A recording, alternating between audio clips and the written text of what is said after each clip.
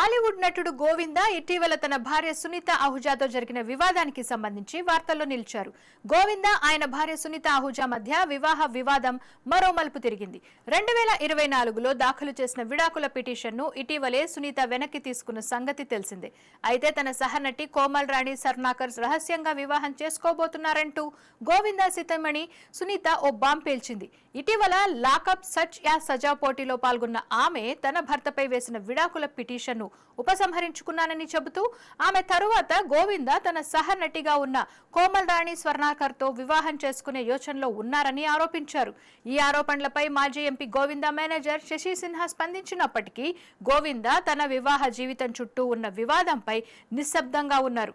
అయితే ఆయన ఇటీవల తన రెండో పెళ్లి మరియు విడాకులకు సంబంధించి వస్తున్న పుకార్లపై తీవ్రంగా స్పందించారు.